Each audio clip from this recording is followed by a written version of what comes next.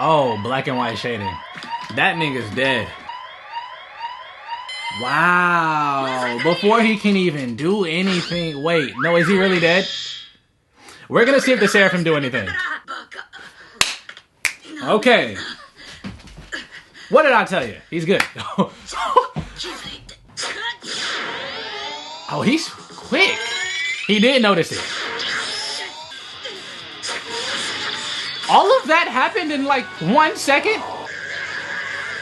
Okay.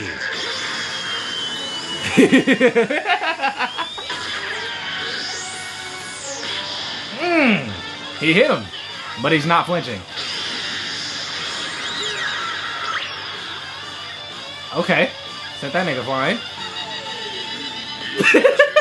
I feel kind of bad for Kaku. He don't deserve this shit, bro. Wait, no! He's gonna go after Sentomaru. Isn't he?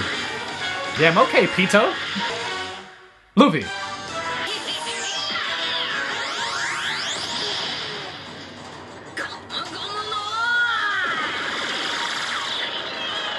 Oh, he's gonna spin them all around.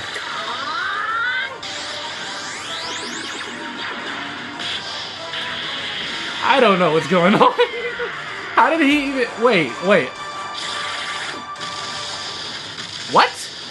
Physics. He spun himself. The kick spun back. He still went that way, but he's spinning... None of that made sense. See, yeah, he's still green when it comes to Gear 5. I mean, they haven't spent much time to train on it. Oh, is he drilling through the ground? Oh my gosh. Wow. Tombstone. So they will be much stronger as they develop. I wonder how quickly they age. Okay. No, Vegapunk created it himself. Senor Pink is perfectly fine, right? Because the Pacifista Kuma has the Paw fruit. Senor Pink? Alright, cool. Frankie got his closure. More than one. But only the Zoan type. So, what's it called is dead. We knew that though. Shiryu, who has the invincibility, I think, obviously killed that one guy from Moria's group.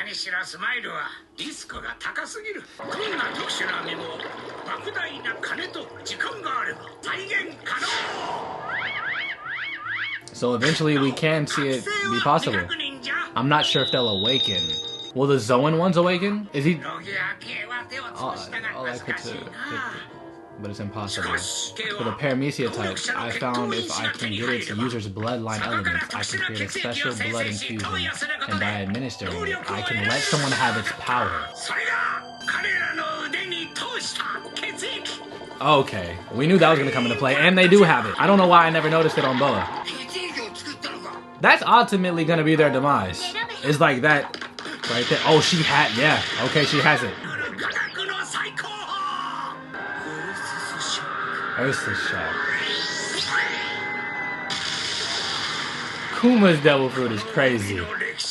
By the way, that is a young Kuma. I guess just his race is naturally big as shit. The strongest form of humanity in the history of the world. The Lunarians. Or did he just mean the makeup he put in all of them can be considered the strongest in humanity? Is that why the 7 warlords were abolished?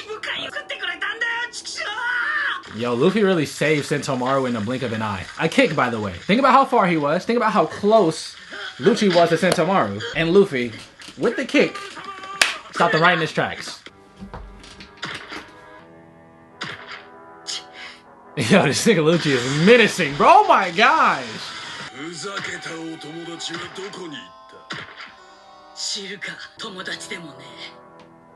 Relax. Yeah, the traitor, by the way. Sentomaru. Ooh. I was gonna comment on Sentomaru just having such high authority. And he's the traitor immediately. What? Yo!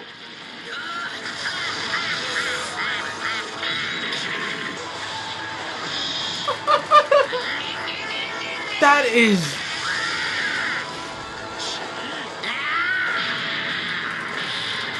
I love when it feels like the main character is the boss battle. Look at this nigga.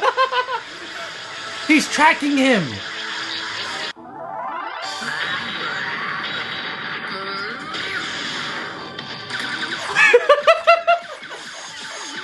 Nice footwork though. Good dodges. This is crazy. This is so fucking crazy. How many of those do you have? He must have ate a big ass rock. Oh!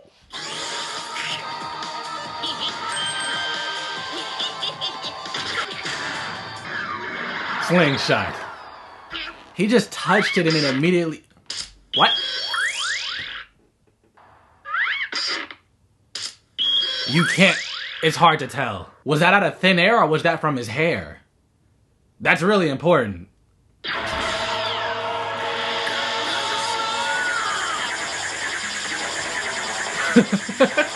Yeah. Ooh. Don.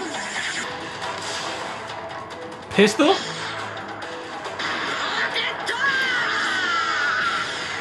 So any of his techniques with Don in front of it sounds like a Gear 5 exclusive.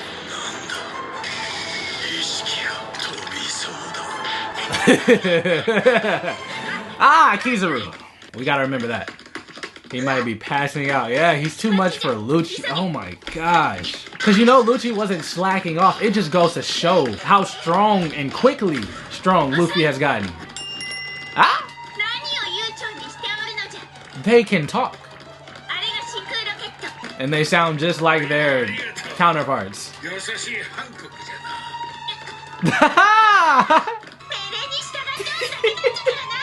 Don't let her see Luffy.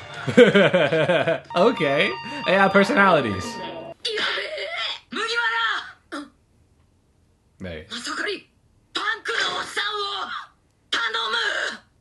Wait, is he about to... Don't die. Don't die. Don't pass out.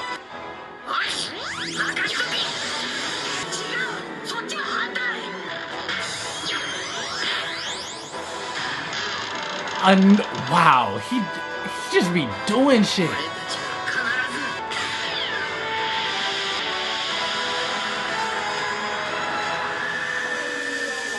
Oh, he's gonna crash land. Please fasten your seatbelt. I think he made it. I'm just like, where did Luffy go?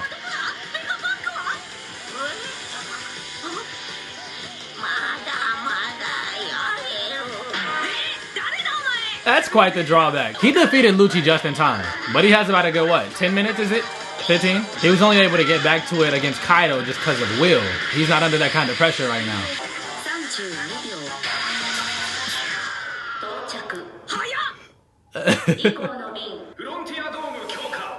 Ah. Okay. Is Kizaru gonna arrive before Luffy is ready? That's the question. He didn't pass out, or maybe he did for a short while. Who took care of him that quickly?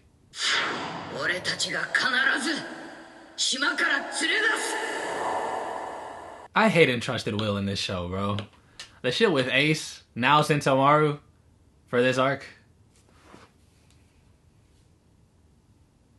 Ah. Okay. Alright, he's really going. At least he held out long enough for the Seraphim to still be able to do their job.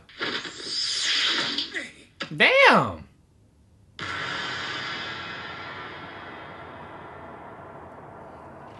Yeah. That whole encounter that happened in like 0.5 seconds. That just puts it into perspective how crazy of a level Sentomaru's on, and Lucci's just a little bit ahead of that, and then Luffy's even more further ahead of that. Unfortunately, Lucci got him, but he held out long enough for the Seraphim to do their job. Now, if you ask me, and this is gonna come into play with something else too, it seems like the Seraphim are eventually gonna be able to disobey orders. Just from the fact that they have personalities. I think they can also get attached to people. Let's say Lucci orders Boa to kill Luffy. Once she comes across him and they actually talk or whatever, does she actually follow the orders all the way through? Well, to the best of her ability. ability because she's not killing Luffy. If that is the case, I think Mihawk is going to be the first to rebel. It's just in his character, and they seem to have similar characteristics to their warlord counterparts. Kizaru is still on his way. No word of him in this episode, but it's now a race against time to get Vegapunk off the island before he arrives. Clearly, he's going to arrive. Do we manage to get Vegapunk off the island? I actually think we will. Maybe when Shaka said he saw himself dying, he meant himself and not speaking as Vegapunk.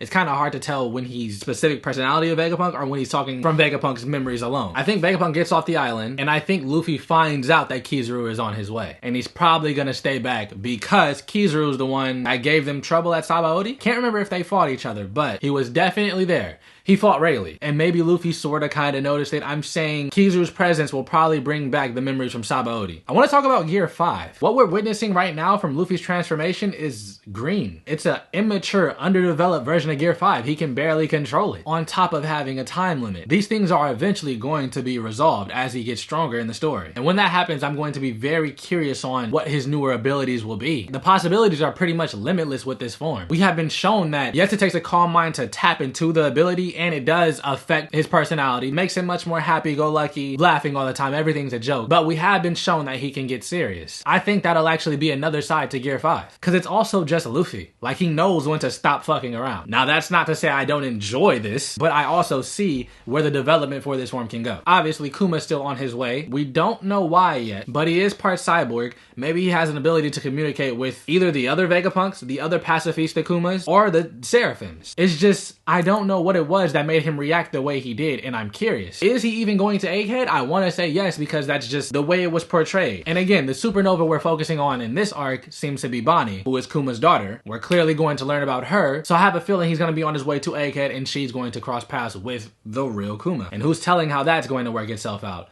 Bonnie's not really the fighting type either. I am curious to know how she became a supernova, especially because, again, I think she's a kid. It's almost like who was her mother? She's a part of the worst generation. You don't get that title from doing just everyday things. They've clearly went through a lot.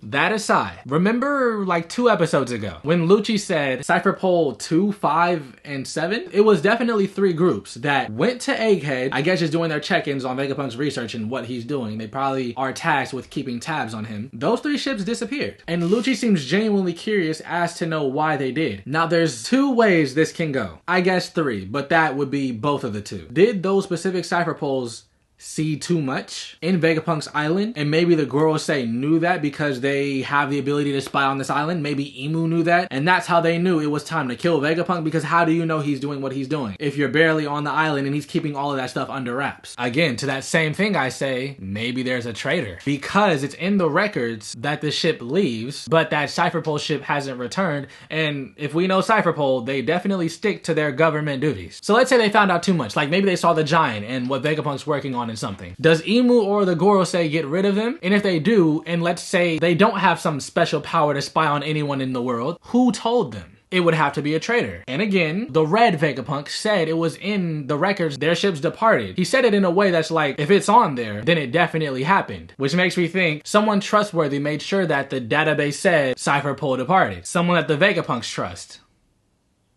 As in themselves. Or it could be somebody we haven't seen yet, but it just doesn't make sense otherwise. It seems like Lucci's in the dark, and it seems like the Vegapunks are in the dark, as in they don't understand why he's provoking them with this. Both sides don't understand how these Cypher Pole ships disappeared, which means there's somebody on each side that's communicating with each other and not telling each side, as in one of the Vegapunks is communicating with one of the Gorosei, is what I'm trying to say. And is giving them constant records or updates on what Vegapunk has been doing, and that's why they've been so weary and have made sure to keep close watch on Vegapunk and to make sure he hasn't gone too far. And now that he has, they're ready to kill him. Or it could be someone we haven't seen yet. Or it could be Imu. From what I've seen, this nigga can do anything. Because when a show mentions something like that, we're gonna come back to it. Why would they mention that? And then I thought, you know, what are the possibilities? This makes the most sense to me. Somebody that they trust very much has fed information to the world government. I don't know why I just don't want to say Gorosei, but they fed it to the Gorosei because Lucci genuinely doesn't know about it and he's high ranked. So we shall see if there actually is a traitor. But now, like, I'm paying attention to a lot of people's characteristics and how they move. I just had to get that off my chest, but I knew I wouldn't be able to do it as the episode's going on because I'd be talking over half the shit. Let me know what you think. Personally, it makes a lot of sense to me.